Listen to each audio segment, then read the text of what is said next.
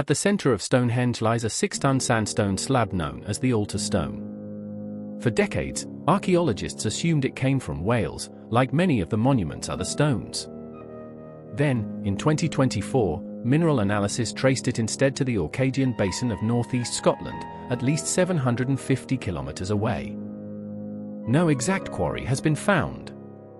No transport route has been proven. Researchers have proposed a partly maritime journey, but the evidence cannot yet tell us precisely how the stone arrived.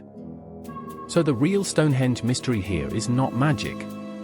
It is why Neolithic communities chose one particular stone from so far away, and how they actually brought it south.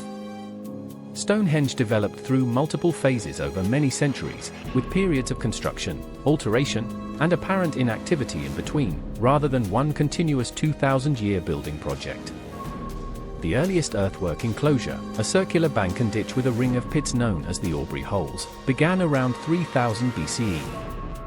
The major sarsen settings that most people picture today are generally dated to around 2500 BCE, hundreds of years later, added onto a landscape that already had a long history. What stands now is a combination of three very different kinds of stone. The largest uprights are sarsens, a hard silicified sandstone. Interlocking with them, smaller stones broadly called bluestones form an inner circle and horseshoe, though that single word actually covers several distinct rock types from more than one source, not a single uniform material. And at the center lies the altar stone, long grouped in with the bluestones despite being made of something else entirely. The monument also formed part of a wider ceremonial landscape, linked by the avenue toward the nearby river Avon, with additional outlying stones marking the surrounding site. For most of the 20th century, only the sarsens were reasonably well understood, and even that understanding kept being refined. The sarsens are the stones most people picture first, the towering uprights topped with horizontal lintels, some weighing around 25 tons. Shaped with mortise and tenon joints so the lintels lock onto the uprights like woodworking joinery, carved in stone. In 2020, geochemical analysis of chemical traces preserved inside a sarsen core, drilled decades earlier during restoration work and later rediscovered in a private collection, linked most surviving sarsens, 50 of the 52 still standing, to Westwoods, a wooded area roughly 25 kilometers from the site. Not every individual stone has been matched to one exact quarry face within Westwoods, but the shared geochemical signature across the majority of stones is strong and consistent. Moving stones of that size even a relatively short distance required Neolithic technologies rather than mechanical machinery, timber sledges, prepared trackways, thick rope, and a large, organized human workforce. Experimental archaeology projects have shown that teams numbering in the hundreds can move stones of comparable scale using greased wooden tracks and sledges. These experiments demonstrate what was physically possible under controlled modern conditions, not necessarily the exact historical method or precise route the original builders actually used. No complete transport corridor from Westwoods to Stonehenge has been archaeologically identified on the ground. Whether cattle or other animals played any supporting role in the process also remains unresolved, and is not something the current evidence can confirm either way. The bluestones tell a stranger story, and the name itself is somewhat misleading. Bluestone is not one type of rock but a general term covering several different lithologies, including volcanic tuff, rhyolite, and dolerite. And many of them have been linked to multiple outcrops in and around the Preseli Hills in southwest Wales, roughly 203 kilometers from Stonehenge. For decades, one persistent counter-theory suggested nature had done the work instead, that Ice Age glacier carried the stones naturally across Britain and deposited them near Salisbury Plain as ordinary debris, ready to be gathered up. A 2026 study analyzing microscopic mineral grains, zircon, and apatite, in the rivers surrounding the site strongly challenged that idea. The sediment record indicates Salisbury Plain remained unglaciated during the relevant period, making deliberate human transport the far stronger explanation, though the researchers themselves describe direct glacial transport as improbable rather than absolutely impossible in every conceivable scenario. Excavations at a site called Warnmorn, in Wales, uncovered an earlier stone circle of a similar diameter to Stonehenge, missing several stones of a matching size. Some archaeologists have proposed that part of this Welsh circle was dismantled and moved east centuries later. Other researchers have challenged that interpretation on different grounds, and the debate over exactly what worn Mourn represents remains genuinely active within the field. And then there is the altar stone, the discovery that reshaped the story. For most of the 20th century, this 6-ton sandstone slab was simply assumed to be another bluestone, grouped with the Welsh material by default, even though its chemistry never quite matched anything found in Wales.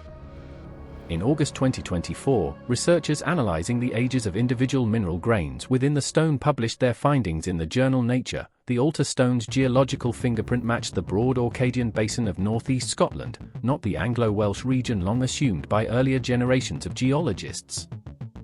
That regional match does not automatically mean the Orkney Island specifically. A follow-up study comparing the altar stone directly against sampled stones at two major Orkney monuments, the stones of Stenness and the Ring of Brodger, soon ruled out mainland Orkney itself as the exact source, narrowing the search toward the wider Scottish mainland, though no precise quarry has yet been identified there either. What is established is a minimum transport distance of roughly 750 kilometers, achieved using Neolithic technologies and organized labor rather than any documented wheeled system. The research team argued that a partly maritime route may be more plausible than an entirely overland journey across difficult intervening terrain, but no specific route, and no particular vessel type, has been proven. That open question quietly reframes what archaeologists thought they knew about Neolithic Britain: communities apparently capable of long-distance contact across an entire island, organized enough to bring home one specific, meaningful block of stone. Artistic reconstruction of a Neolithic wooden-framed vessel moving along an Atlantic coastline, one proposed transport hypothesis. Wide view of a rocky coastline, visualizing the scale of a possible sea journey across Neolithic Britain. None of this required wizards, and yet for centuries plenty of people insisted otherwise. In the 12th century, the writer Geoffrey of Monmouth claimed in his Historia Regum Britanniae that the wizard Merlin had magically transported the stones from Ireland, where giants had supposedly first raised them. Geoffrey's account is a medieval literary legend, written thousands of years after the monument's earliest construction, not a contemporary historical record passed down from Neolithic Britain itself. Centuries later, the 18th-century antiquarian William Stukeley popularized a different, equally mistaken idea: that Stonehenge had been built by the Druids, the priestly class of Iron Age Celtic Britain later described by Roman writers. The monument's major construction phases predate those historically documented Druids by roughly 2,000 years, making a direct connection essentially impossible, whatever spiritual associations the site may have gained much later. Modern ancient astronaut writers repeated the same underlying pattern in the 20th century, treating sophisticated Neolithic engineering as impossible without outside intervention. No archaeological evidence supports that claim either. The actual builders were Neolithic and early Bronze Age communities living in Britain, without writing, largely without metal for most of the monument's long history, and evidently without the practical limitations popular legend later assumed they must have had.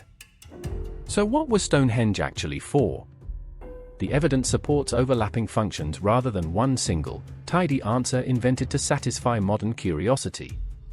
The monument's principal axis was deliberately aligned with the solstitial cycle, especially the midsummer sunrise and midwinter sunset, with the midwinter relationship possibly holding particular ceremonial importance for the people who built it. That alignment is clearly intentional, though it does not by itself prove some kind of advanced astronomical observatory in the modern sense. At the same time, excavations across the site have recovered cremated human remains spanning centuries of continuous use. One influential interpretation, associated with archaeologist Mike Parker Pearson, connects Stonehenge with ancestors and the dead, while the nearby settlement of Durrington Walls appears to have been associated with houses, feasting, and the living, part of the same wider ceremonial landscape. These are not competing solutions fighting for one exclusive throne. They are overlapping, mutually supporting conclusions, and researchers continue actively refining exactly how astronomy, burial, ancestry, and ceremony fit together across the many centuries the site remained in active, evolving use.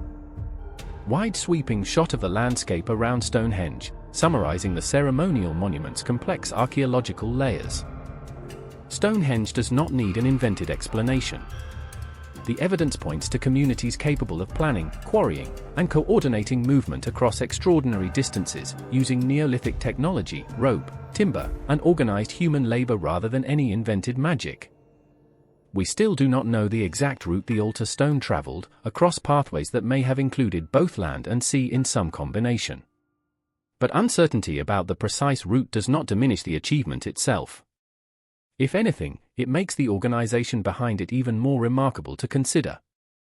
Close textural detail of the standing stones, reflecting on the generations of accumulated human knowledge that raised them. Subscribe if you want to keep following the questions that don't have clean answers. See you in the dark.